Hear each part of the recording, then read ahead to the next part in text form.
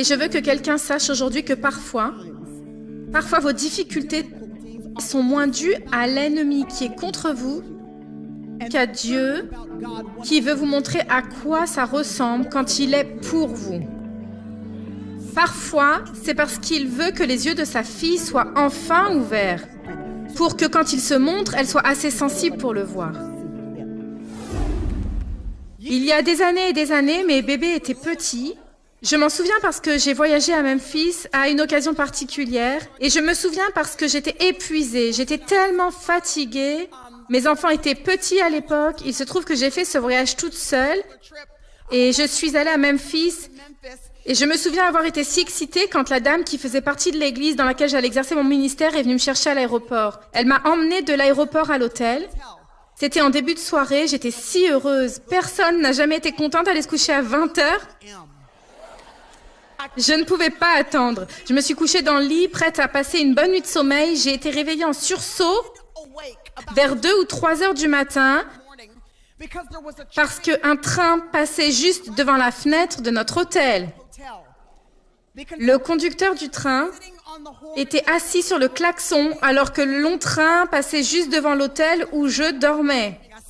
Je me suis redressée dans mon lit, alarmée par le bruit. J'ai regardé par la fenêtre et je me suis rendu compte que les rails du train étaient juste là et que c'était un de ces très longs trains avec beaucoup de wagons qui passaient à toute vitesse. Il a fallu un certain temps pour que le train passe enfin. J'ai essayé de me rendormir du mieux que j'ai pu.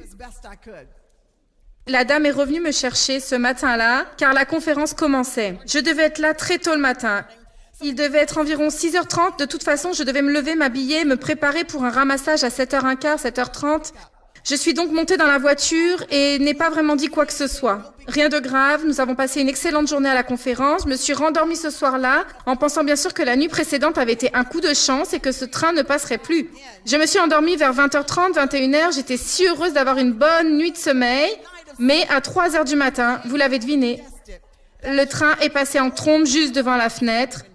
Je me suis redressée dans mon lit, n'arrivant pas à croire que cela se reproduisait et que je ne pourrais pas me rendormir cette nuit-là. J'avais hâte que cette gentille dame vienne me chercher le lendemain matin. Je me suis assise dans la voiture, j'ai dit « Alors, savez-vous qu'il y a un train qui passe vers 3h du matin, au moins les 2 derniers matins où j'étais ici. Ce train est passé au milieu de la nuit, me réveillant directement de mon sommeil. Et elle avait ce regard d'horreur totale, de regret écrit sur tout son visage.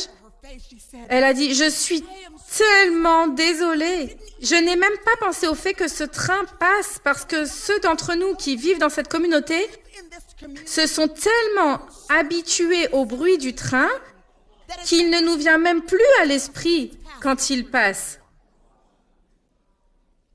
Il me semble que ceux d'entre nous qui vivent particulièrement dans cette partie occidentale du monde, où la présence de Dieu nous a été si généreusement donnée, où à chaque coin de rue, nous voyons une autre église avec un pasteur qui prêche la bonne nouvelle de Jésus-Christ, où nous pouvons allumer des stations de radio chrétiennes ou traverser la ville pour aller à la librairie chrétienne. Nous vivons en tant que femmes à une époque, une génération où il n'y a jamais eu dans l'histoire autant de ressources d'études bibliques par des femmes, pour des femmes. Se pourrait-il que lorsque nous soyons tellement habitués à la bénédiction de la présence de Dieu, que lorsque le train de la gloire de Dieu passe, lorsque la présence de Dieu vient et marque et nous imprègne, que nous ne la reconnaissions même plus, que Dieu nous a tellement bénis que nous sommes trop bénis pour notre propre bien,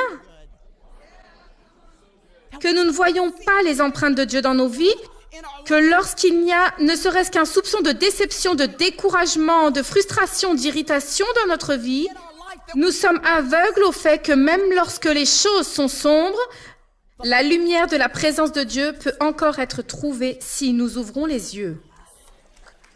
Puissions-nous ne jamais être désensibilisés à la présence de Dieu. Si vous avez vos Bibles et que vous voulez regarder avec moi un passage de l'Écriture, je vais simplement vous le lire, celui que je veux souligner aujourd'hui. Si, comme moi, vous utilisez encore une Bible avec des pages en papier ou votre iPhone, votre iPad, n'importe quel moyen de communication électronique est parfait.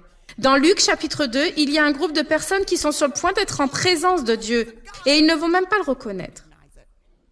Je vous dirai en lisant le chapitre 2 de Luc que l'auteur Luc a écrit cet évangile et enregistré ces histoires pour nous montrer comment faire une rencontre avec Jésus, pour ne pas le manquer quand sa présence est proche. Et d'ailleurs, c'est notre objectif en tant que croyants. C'est la raison pour laquelle il est mort sur la croix du Calvaire, afin que nous ne contentions pas de le connaître, mais que nous puissions le rencontrer. Nous ne sommes pas censés nous contenter de lire dans l'Ancien Testament qu'il a divisé la mer Rouge, qu'il a fait s'écrouler les murs de Jéricho, qu'il a rencontré un homme appelé Moïse sous la forme d'un buisson ardent et qu'il s'est présenté sous la forme d'un ange du Seigneur dans un pressoir, alors qu'un Gédéon craintif et timide battait du vin plutôt en battant du blé dans ce pressoir. Nous ne sommes pas censés nous contenter de lire les récits d'autres personnes qui ont rencontré Jésus. Nous ne sommes pas seulement censés voir, applaudir et vivre les témoignages d'autres personnes.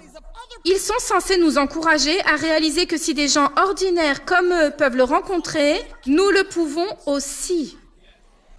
Et Luc arrive, il écrit histoire après histoire et son évangile pour nous montrer que nous pouvons avoir une rencontre avec Jésus. Ces gens à qui il écrit et sur lesquels il écrit étaient dans une période de décadence nationale. Le chaos règne et tourbillonne autour d'eux, moralement, socialement. Et vous et moi pouvons nous identifier à cela parce qu'il n'était pas seulement à une époque de décadence nationale, nous le sommes aussi. Notre pays est dans un état de décadence et de déclin social comme nous n'avons jamais vu auparavant. Et plus Dieu est marginalisé, relégué à la périphérie de la société, plus les choses vont empirer. Plus il sera complètement ignoré et méprisé, plus nous verrons l'afflux du chaos et de la destruction. Mais aujourd'hui, je ne veux pas que vous vous préoccupiez tous de la Maison Blanche. Je veux parler de votre maison. Je veux parler de la destruction et de la décadence qui se produisent peut-être sous le toit de notre propre maison. Luc écrit non seulement à l'époque, mais aussi maintenant à des gens qui ont besoin d'un sauveur. Des gens qui attendent qu'un héros apparaisse et les sauve de la détresse de leurs propres circonstances. Luc leur écrivait, mais par le Saint-Esprit, il nous écrit aujourd'hui, pour tous ceux d'entre vous qui sont dans un état de déclin dans un domaine de leur vie, où nous voyons sur la toile de fond de l'obscurité ce besoin que nous avons que le Sauveur se manifeste, pour que nous ne le connaissions pas seulement de loin, en l'applaudissant dans les témoignages d'autres personnes. Mais si quelqu'un veut en faire l'expérience par lui-même, c'est à lui que Luc écrit. Et je veux que quelqu'un sache aujourd'hui que parfois, vos difficultés sont moins dues à l'ennemi qui est contre vous qu'au fait que Dieu veut vous montrer à quoi ça ressemble quand il est pour vous. Parfois, c'est parce qu'il veut enfin que les yeux de sa fille soient ouverts pour que lorsqu'il se présente, elle soit assez sensible pour le voir. Shalom, j'espère que vous avez aimé cette vidéo.